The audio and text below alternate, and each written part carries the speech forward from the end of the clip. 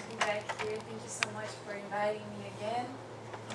Thank you for all your endearing words in presenting and welcoming me in this manner. Can you guys hear me in the back? Yes. Yes? Okay. Well, here's our study, chapter 22, the Gospel according to Spiritism. And it's a topic that in today's society deserves an analysis based with the Spiritist view. So do not separate what God has joined in the Gospel according to Spiritism.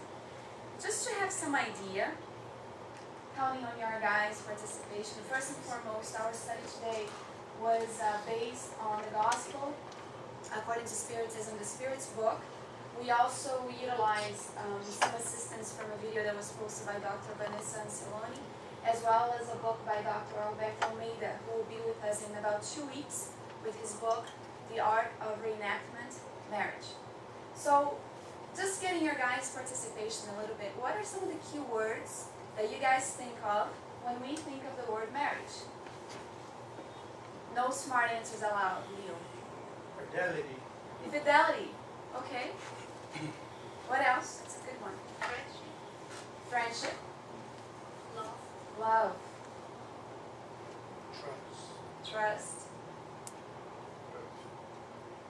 Those are some really good words. Anybody else? Sacrifice. That's something I didn't use in my study. I want to dwell on that. So here we go. Some of you guys said love, loyalty, fidelity, friendship is definitely one because it takes a lot of fraternity, solidarity in a relationship for it to be able to work. Commitment, respect, yes? We agree? Has marriage in this sense always been like this? More or less. Not talking nowadays, but talking about in history. No. I had a really good time finding out how marriage was viewed in our history. We are going to find out that historians tell us that long, long ago, love was a very silly reason for marriage. Silly reason for marriage. The historians will tell us that throughout Western civilization, most of it, marriage has been more of a matter of money, power, and survival than of delicate sentiments. In medieval period, everyone from the lord of the manor to the village locals had a say in deciding who should wed. Can you imagine that? You're in your own village and people have a say on who you should be getting married to. You know, oh no, he's too tall for you. No, he's too short. You know, they had a say on who you could wed. In the Enlightenment and Victorian era, which is kind of surprising, we find that adultery and friendship were often more passionate than marriage. So the delicate feelings and sentiments of love was reserved for the mistresses rather than the wives, right?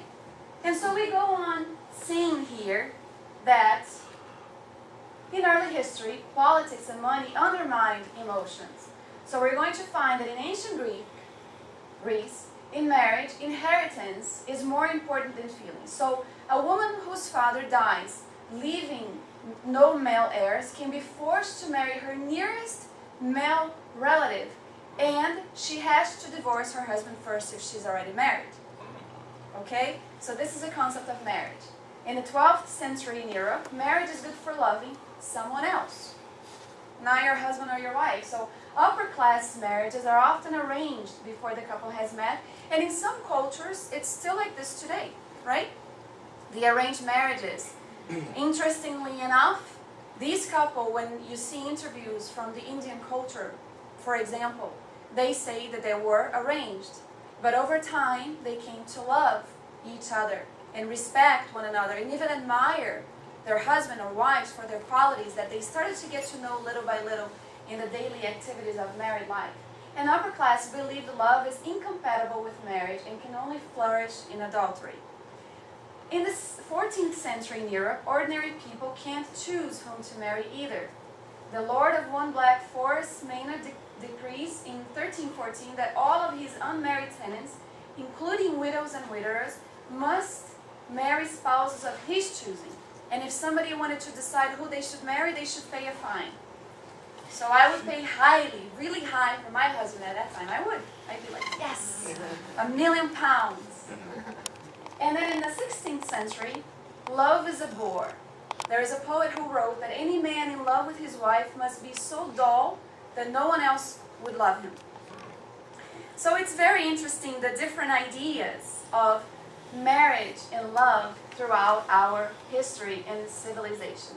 In the 1690s, Virginia wasn't always for lovers. You know, they call Virginia the love state, the love place to be. I haven't been there, but passionate love between husband and wife is considered inappropriate, right? So they're basically saying there, a columnist describes a woman he knows as more fond of her husband perhaps than the politeness of the days allow. So being in love and being like always ooey and gooey with your husband was considered to be unpolite, was unladylike to be that in love with your husband. And Protestant ministers warned spouses against loving each other too much, or even using nicknames like honey bunny or sweetheart or any name that you call your spouse that undermines husbandly authority. So it was incorrect and unpolite and even disrespectful for a woman to call her husband endearing names. And then in the 18th century, love gains ground. In England and in the salons of Enlightenment thinkers, married love is gaining credibility. So ladies' debating society declares that while loveless marriages are regrettable, women must consider money when choosing a partner for their own well-being. As we go on, we are going to find, I'm just going to quick here through this, it's not necessary, that in the 20th century and today, we actually value the concept of couples, right? We do.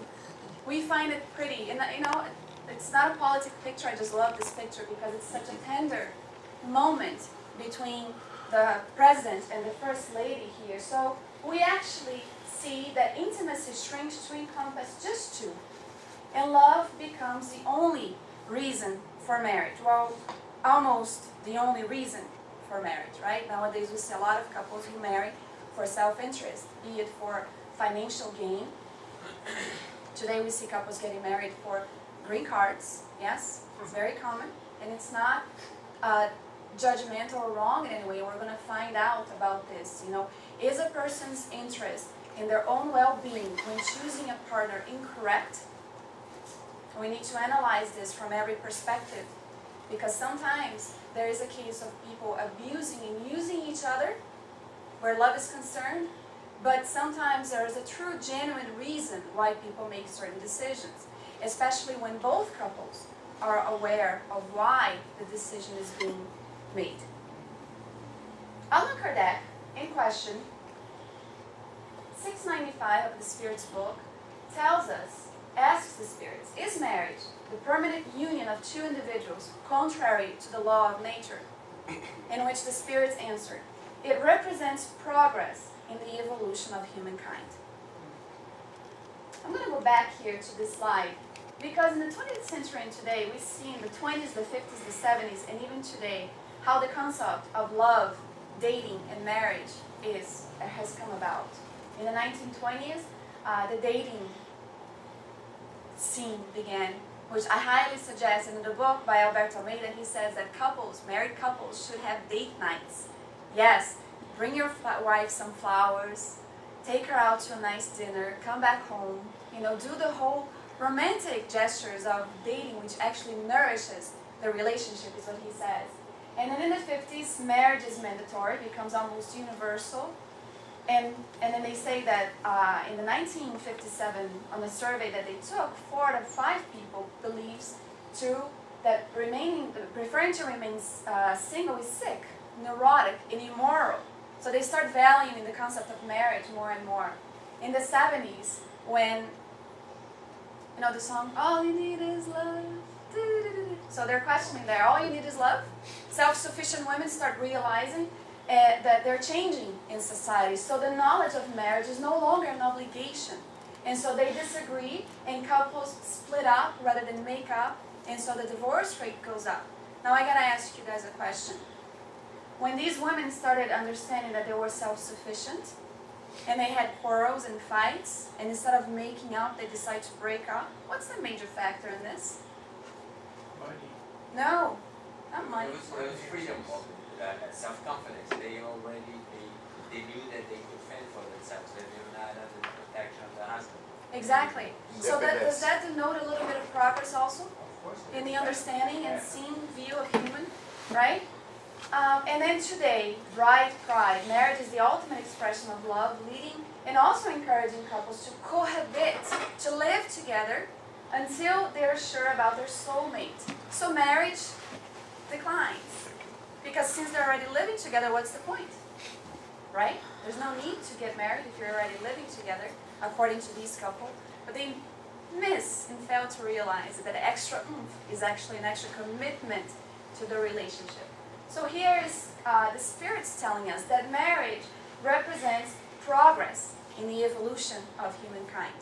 And when we look at these different eras that we went through, we realize that maybe we were in some of them.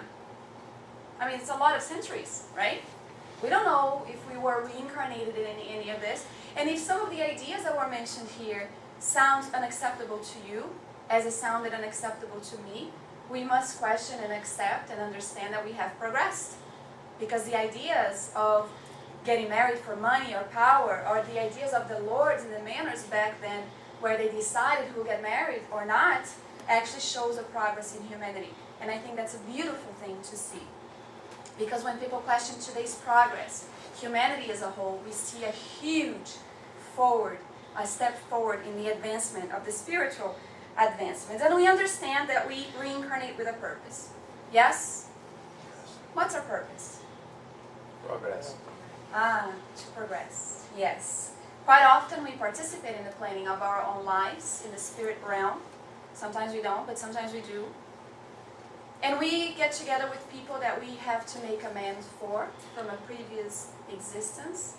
And sometimes we make plans to meet again with our significant other in the present lifetime, to make amends for past mistakes and help each other in an effort to overcome some of the imperfections, some of the debts that we acquired, some of the wrongdoings that we did for each other. And so we decide to come and find each other in our earthly journey and get the family started. Are all marriages planned?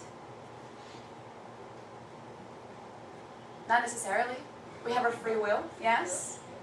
We have a free will. Raul Teixeira talks about a man who got married 4 times, and he divorced all the 4 women for the same reasons. And so one must start to think that if the marriage wasn't planned, the harmony and balance in the universe and God's love is so great that He utilizes every tool based on our own free will and decision making, in which the person actually attracts to his life the partner that he needs in order to overcome his deficiencies. So he noticed that the women that he kept attracting to him tested his patience, used him, cheated on him, all of the same kind. So once he started understanding this, his mentality also shifted a little bit. Many of the crises in society are given because of the dissipation of marriages, the dysfunctional family lifestyles that we as imperfect beings, actually bring on to ourselves. We are going to see Kardec in question 939, asking the spirits. Admir, you want to read it? Sure. Since sympathetic spirits are led to meet one another, why is it that among incarnate spirits, affection is frequently only one-sided, and sincere love is received with indifference or even repulsion? Moreover, can the liveliest affection between 2 persons turn into dislike and sometimes hatred? Okay, so before we answer that question, it's a very interesting question posed by Kardec. Because when we are in the spirit realm and we make decisions based on all of the promises, my God, here is Marcel and I in the spirit realm. We're going to find each other. We're going to love one another. We're going to practice forgiveness because we are going to come with our own imperfections. And you're going to be tolerable of mine, and I will be of yours. And we are going to be happy forever. We reincarnate. And sometimes what we notice in couples is that the affection seems to be only one-sided. Right? There seems to be an imbalanced relationship there. Sincere love is received with indifference or even repulsion. So what happens? What happened there? Right? What's your name? No, hers? You want to read? Oh, yeah. Kara? Caroline. Caroline. Can't you understand that this may be a punishment, notwithstanding a passion one? Besides, how many are there who think they are deeply in love because they only judge physical appearance, but when obliged to live together, they soon realize their judgment had only been based on physical passion. It is not enough to be Enamored. with someone who pleases you, and whom you are supposed to be endowed with beautiful qualities. It is only by living together that you can appreciate each other. On the other hand, how many unions there are that at first seem to be incompatible, but which in time, as both get to know each other better, are transformed into a tender and lasting love because it is founded on mutual esteem. Okay. So this answer in itself deserves a whole lecture. Okay? Because the spirits tell us that a lot of the hard moments that we go through as a couple are passing moments. Secondly, a lot of the disharmony that happen in our relationships are created based on how we choose our partners. Whether it's more of a physical passion, we see that a lot. Couples who choose each other based on their looks, as opposed to all of the sentiments that they feel in their heart. Be it for financial reasons, we see couples extremely unhappy. The woman is completely unhappy because she knows the decision that she made was incorrect, where the husband loves her dearly, right? We also see there that many people who seems to be incompatible at first, where there's a lot of disagreements, over time in coming to know each other, the relationship blossoms to a whole new level. And so it ends up working out in the end. And the Spirit tells us that there is two kinds of affections that we know of in our physical existences. One is of the heart, the soul. The other is physical, mainly of the body. And people oftentimes mistake one for another. Some people swear they're in love 10,000 times, right? Because the person is beautiful, because they're this, because they have a nice car, because they have a nice house, because they have a nice paycheck. But they forget about talking about the feelings. What are the qualities of the person that we are choosing to live our lives with? Because as they state, there is no perfection. We are not perfect, but we are lovable because we have great qualities that are inside of us, either dormant or not. And we have to see in the person that we choose to live our lives with, sometimes a long journey, somebody that we are compatible in the way, and seeing them for the qualities that they are and loving them in that manner as well. In this here, on the Spirit's book, there's a part of the question here that says that when pure and sympathetic, the affection of the soul is lasting. The affection of the body is perishable. Obviously, we already know that. So that is why those who believe they loved each other with an eternal love often end up detesting each other when the illusion has vanished. And this makes perfect sense when we see relationships that are based on shallow reasons. Obviously, there's got to be a bit of attraction, yes. We can argue that we must be attracted to the person that we choose to spend our lives with, be it a physical one or certain likes that they have, like ours, classical music, right? Nature, exercising, whatever the case may be. There's got to be a little bit of attraction at first, obviously, to feed into that.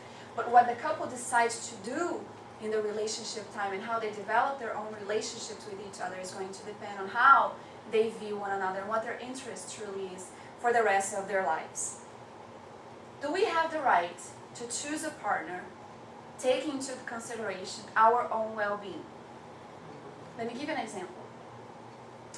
An elderly woman who lost her husband and now decides that she wants to remarry. But she wants that person to be able to offer her a good lifestyle. Is she wrong? she's not wrong. We mentioned the green card situation. Let me tell you that I'm so happy because a friend of mine decided that she was going to ask for assistance from a friend to get a green card. They started spending time together and they fell deeply in love. They're getting married for real, so I'm excited for her. So is it wrong to choose a relationship based on our own well-being? Let's see. Question 719 of the Spirit's book. Leo.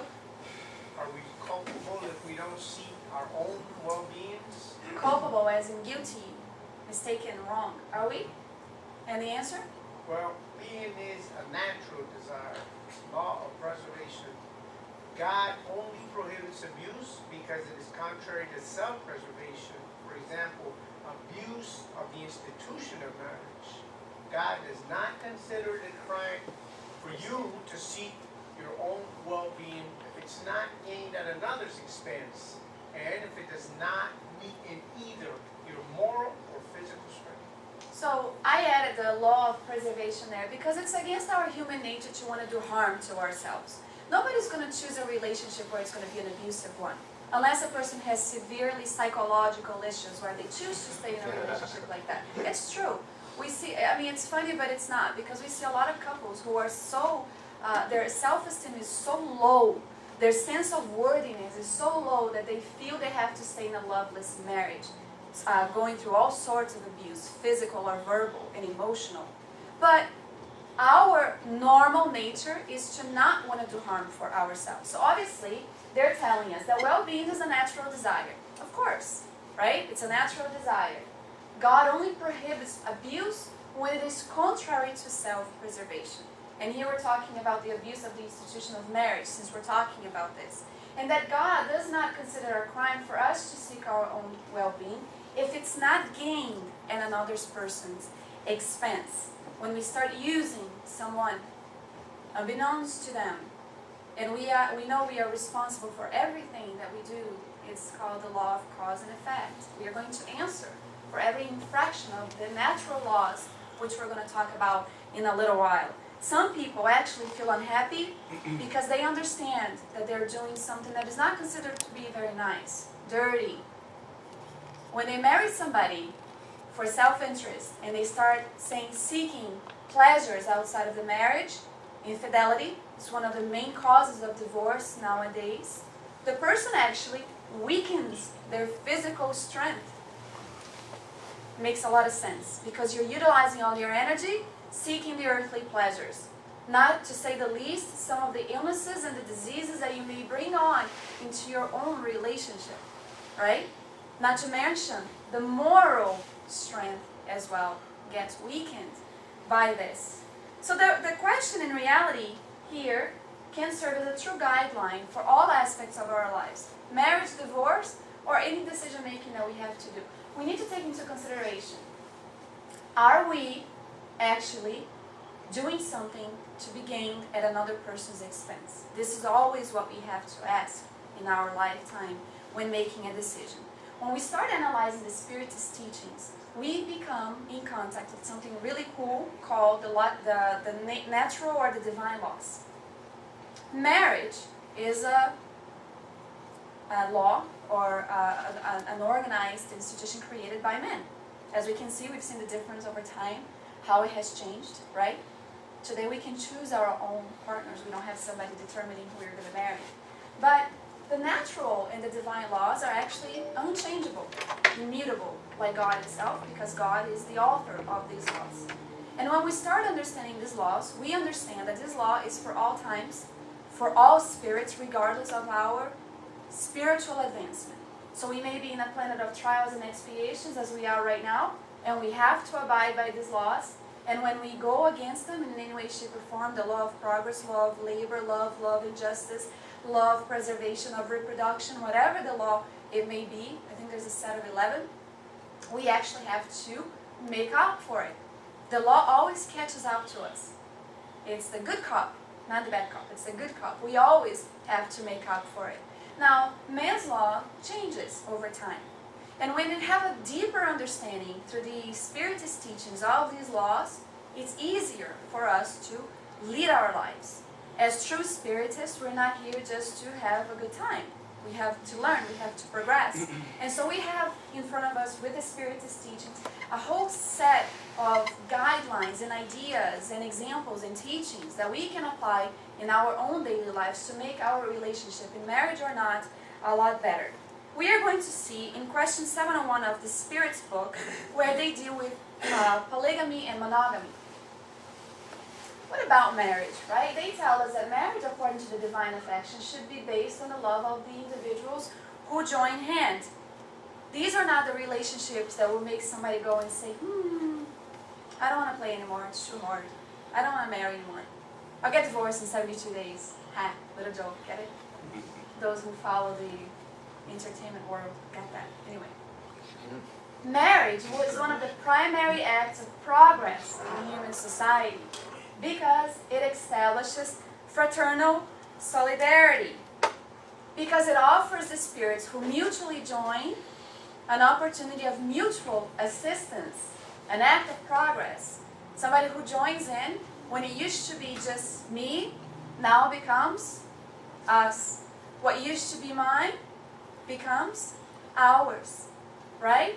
So we start seeing the little by little progress starts to get established at home. So the person can go out into society and have a deeper understanding of fraternity and solidarity, patience and tolerance truly means. And abolishing marriage would be a return to humankind's infancy, and would place humans even below some animals that demonstrate examples of stable relationships. And here we talk about abolishing the institution of marriage, the institution of marriage alone. We're not talking about divorce. It's abolishing marriage in itself. So for any of you who may be dating and your boyfriend doesn't want to commit, tell him about this. It worked. I'm just kidding. Anyways, so marriage offers us a step of progress. But this is all beautiful, right? The idea of marriage. Is marriage always easy? No. How long have you been married? Well, it's a long story. Put all together about 30 years. About 30, oh my God, these are 30 years of you. In several marriages. Okay. All right. How long was I de quanto tempo eu estava casada?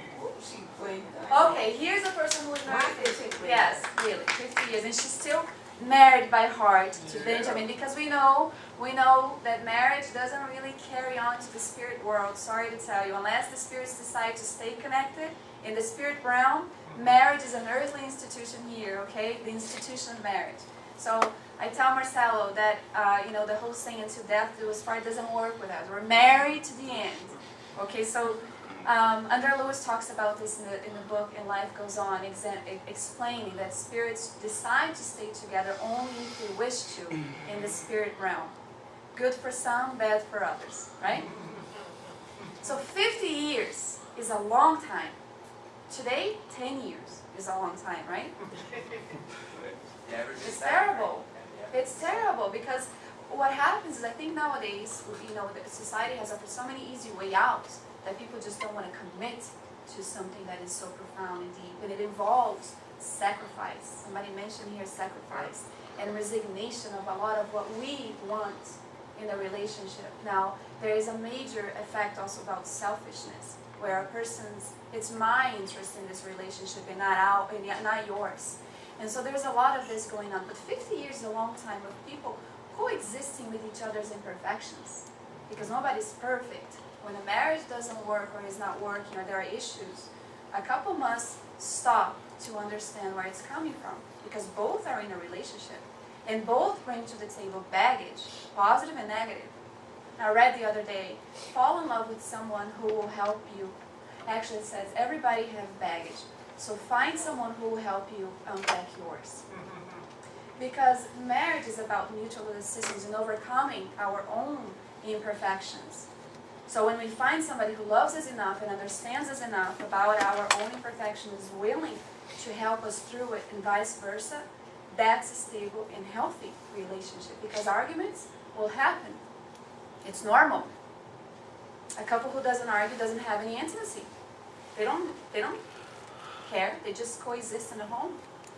But arguments come from different of ideas in any organization, right, Maggie? Arguments come from different of opinions, and sometimes that's a healthy thing because we learn from one another. And the differences in a couple, in a man and woman, or partners nowadays, as we see, very common same-sex marriage, which we're not going to enter right now, but the imbalances that happen is actually a positive thing because what I lack in, my husband can offer me assistance and an educated process on how to acquire being patient and so on. And so, Andreia Lewis in the books, in the realms of mediumship, talks to us about a thing called the mental battle. Because after a while, the first, second, third, fourth year of marriage, when things start settling in, and that initial romantic and loving idea, starts settling in and giving into the daily routine, sometimes marriage is not so colorful and beautiful, right? In the beginning, when you used to finish each other's sentences, now there is silence in the home. There's not even communication. And so Andreia Lewis in this book tells us about the mental battle. Quite often within the same home, family or institution, deadly enemies from the past meet again. Sometimes the marriage is composed of two people who wronged towards each other severely in the past. So they're given a new chance to learn about love and self-respect and respect towards one another and mutual assistance. Called by the higher realms to reconcile, they rarely manage to overcome their mutual aversion, which is why we see so many divorce cases nowadays. Passionately nourishing inside themselves a toxic race of antipathy, which become concentrated and turn into a magnetic venom capable of provoking affirmative and even death. So, there's a story in this book of this couple who's going through a very rough patch. It's Jovino and Andreia. Anybody read the book? Okay, so you know what I'm going to be talking about. Get the book. It's available now at Edis of America and Bezerra to Menezes. So here's a guy who's playing with the idea of an affair. He's consumed with the image of this woman who awakens deep within a deep desire, physical desires. He's married, and the woman, his wife, senses that her husband's indifference is actually a representation that something is up. She's not sure that he's having an affair, but she knows that his heart doesn't belong to her anymore. And she is sad about this because she loves him. And so the husband, Andreia Lewis tells us that the husband, while he's having dinner with his family, he is so obsessed. He's nourishing himself with the thoughts of this woman. And it's almost like he's thinking about her so hard that her image is fluidically appearing before their very own eyes. And Andreia Lewis is amazed by that because we create fluidic images with our thoughts. Now, the wife can't see it, but she can sense it. And when he leaves her after an argument in the night, the image of the other woman comes to her mind and she says, I think it's her. She captured. And the venom, toxic rays of the thoughts that he was emanating in the relationship, she catches the image of the other woman. Now this is really interesting because this is what happens a lot of times in our house. It's very subtle. When a person, a man or a woman in a relationship start fantasizing about other people, they don't realize that they are really creating fluidically images that is going to affect their relationship in the home. When this doesn't happen, and couples do not necessarily verbally argue, they mentally argue. And they emanate vicious and venomous ideas towards one another that contributes greatly to the dissipation of the marriage in itself. Instead of talking it out and trying to sort out what the problem is from the very beginning, they decide to avoid it. Put it on the carpet, right? Until the carpet gets this big and it's full of dust and it's hard to clean it up after a while. And even the assistance of a couples counselor, becomes really hard. And after all of this has happened, the person's feelings also start getting very hurt, and it's really hard for it to heal. So couples must pay attention to one another's need. saying, and there's got to be some kind of communication, especially when arguments start happening in the home. Arguing in a healthy manner, not in a verbal, physical, or disrespectful way. This is why we find out that the divorce rate in America for the first marriage is 50% nowadays. I didn't get scared when I read that, when I got married, I gotta tell you. I'm fine. People who divorce and get married a second time, the rate goes up. 67%. Try getting married a third time and see how it goes. 74%. Exactly. It's easier. That's exactly what it's about. Thank God that in other aspects of our lives we can simply give up, right? Because if we were to give up everything that becomes hard in our lives, we lose our jobs. People nowadays are losing their jobs, and it's a very sad scenario. It's not because they wish to, but some people have no sense of obligations or responsibility. So if everything became hard in our lives and we simply gave up, we have no work, we have no relationship, God, we even kill ourselves all the time. If we could, over and over and over. Because things will get hard in our lives. It's two people coexisting with each other with imperfections. We have our own. So we see here just a chart that we decided to bring to not scare you guys. There is a major factor. When we talk about 50% divorce rate, it's not to scare anybody. There is divided by age groups. Under 20, 27.6%, of course. Under 20, you don't even know who you are yet. How are you going to join with somebody, right? It's hard.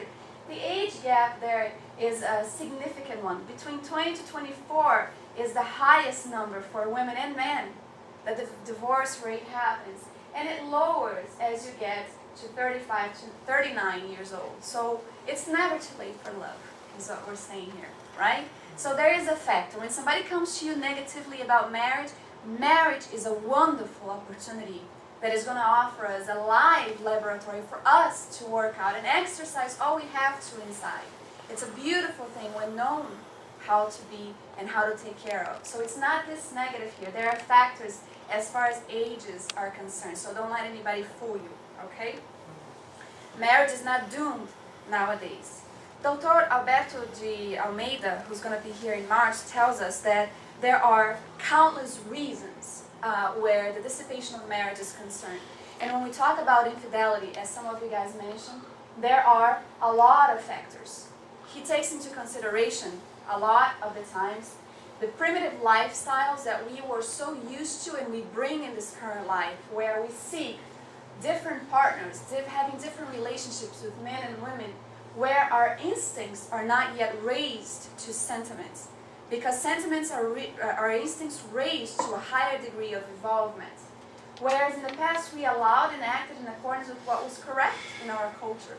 Polygamy, for instance, being an all-around thing, okay thing to do.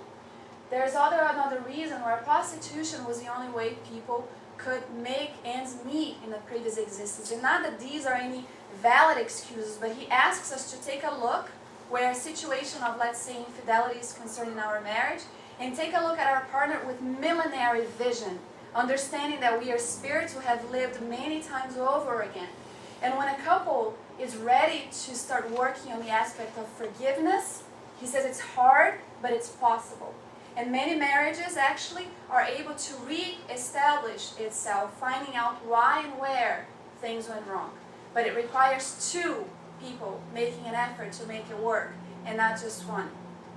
And so when we talk about the need for forgiveness, when Jesus brought us forgiveness towards all, forgive 70 times, 7 times, he wasn't talking about our friends only. He was talking also in the aspects of marriage, because all of his teachings encompass our lives as a whole.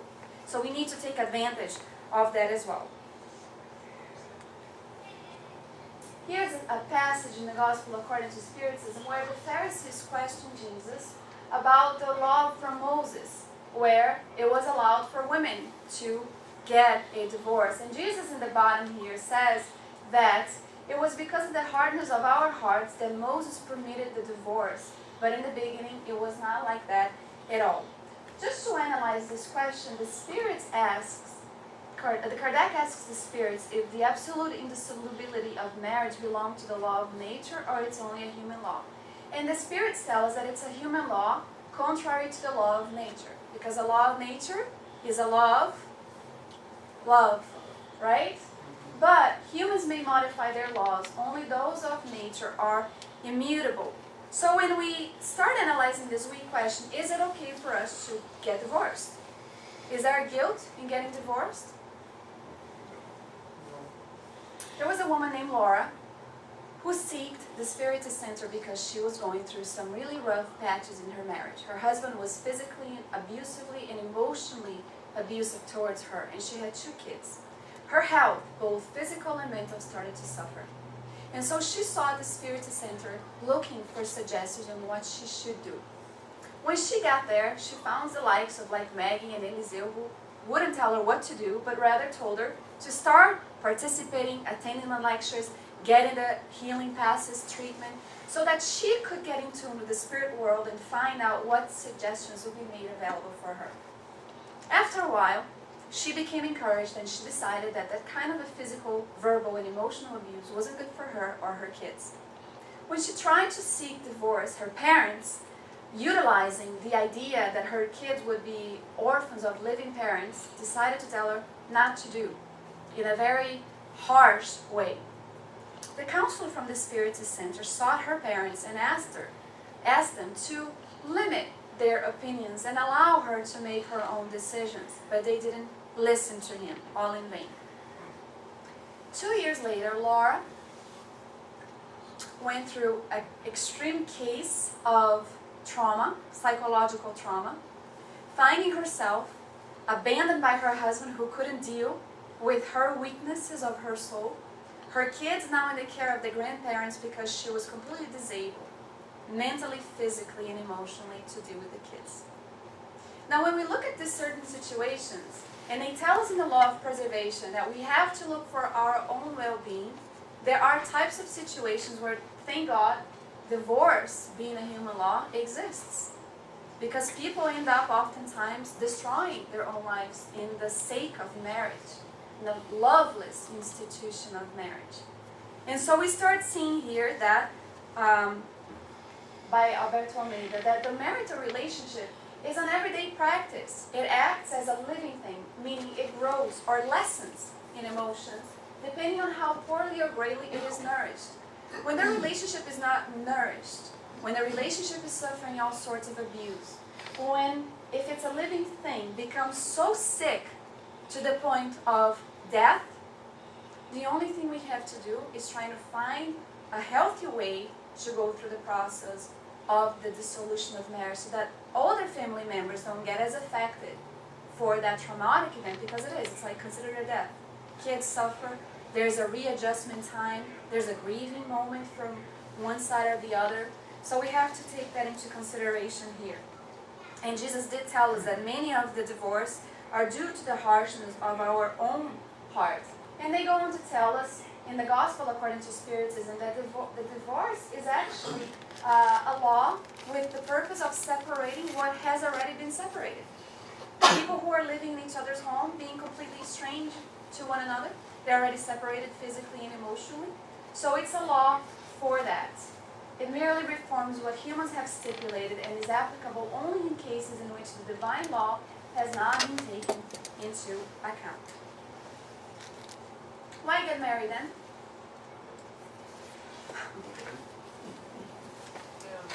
I heard somebody laughing there. Why get married? Make an honest woman out of her. That's right. Make an honest woman out of her. Social ties are necessary for progress. And family ties begins with families. Marriage. One person joins with two. The little spirit comes out and becomes three. Family. The social ties begin in the family. And so social ties are necessary for our progress, and family ties are summed up in social ties.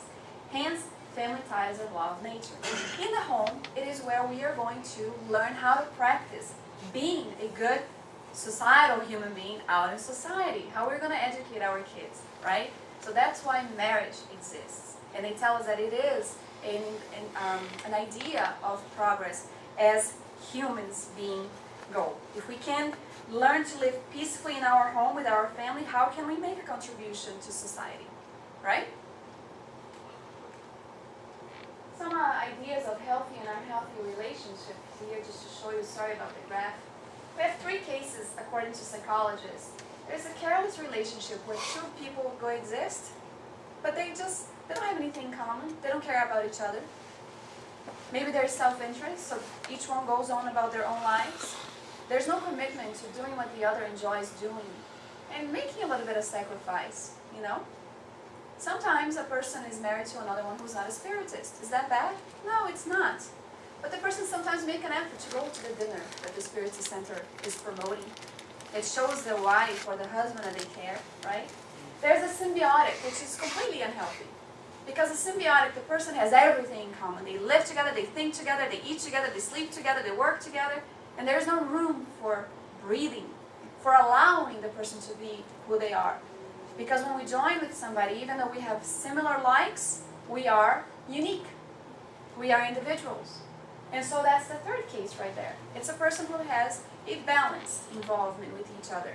They have likes, they have objectives that are the same, but they also realize who they are in a relationship, and they allow that to flourish, and one another accepts this about each other.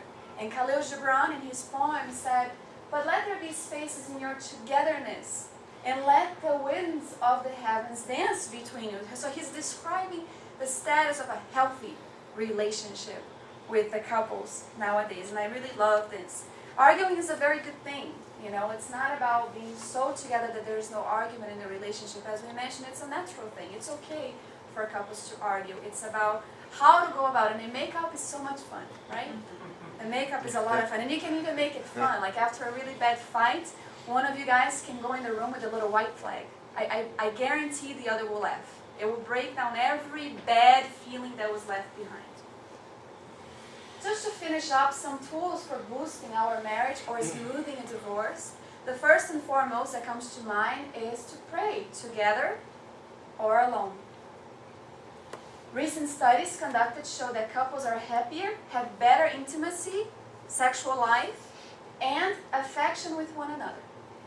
Andreia Lewis tells us that the capacity to modify the spiritual atmosphere of our home is greatly increased through the prayer, sincere prayer. Plus, it allows the visits from the spiritual benefactors who are there to try to guide us through the hardships of life, through the tough patches, because they will happen. They will happen, but it's how we deal with the tough patches together that is going to ensure a long and healthy and lasting relationship. Now, if you're going through a divorce, prayer is also going to help, especially if we are praying for the other person, because that's indulgence and benevolence towards them as well. And there's also 3 helpful stages for when things get tough. Benevolence towards everyone, husband and wife, meaning small acts of kindness towards one another, giving of ourselves. It is not about the relationship, but each other. Pay attention to each other's needs. There are husbands who will say, "My wife loves flowers, but they die. I don't see the point in giving them flowers. It's a waste of money, but she likes it. Give her flowers." My husband insists on watching Super Bowl weekend every time it comes on, and I detest it. Sit there, pretend you're watching. Do other things. Spend time with one another. Quality time. It's about doing things that the other enjoys doing as well and giving of ourselves. If both are able to reciprocate in this manner, it's going to be a healthy relationship. Indulgence towards everyone's imperfection. Bring a sense of humor. You know, if your husband likes to, you know, I don't know. Anybody ever watched the movie with Robin Williams and Matt Damon? Robin Williams starts describing the intimacy between the couple when the woman lets gas out at night. It's funny, you know, it's funny. Joke with each other. Bring humor into the relationship. Alberto Menezes said, you know, the other day the woman arrived home from the salon and it looked like she had a helmet on. And he said, my God, what did you do to your hair? And she's like, I know, right? It's beautiful. He's like, no, it looked like a helmet. And they had a good laugh about each other, as opposed to throwing back a negative remark and starting an argument, becoming offended easily with the little jokes. Joke with one another. Pick on each other. Flirt a little bit. Laugh. Realize that we are not perfect, so we can't demand that the other person be perfect too. and forgiveness, knowing when to bend. And as a matter of fact, forgiveness is a key to any relationship as well. And last but not least, the immortal look. The immortal look is being able to look at one another as imperfect beings that are millenary spirits in the road and journey of evolution, much like we are. And just to sum up, when we are able to look at one another that way, indulgence, benevolence, and forgiveness becomes a lot easier as far as our relationships are concerned. Thank you so much for your attention.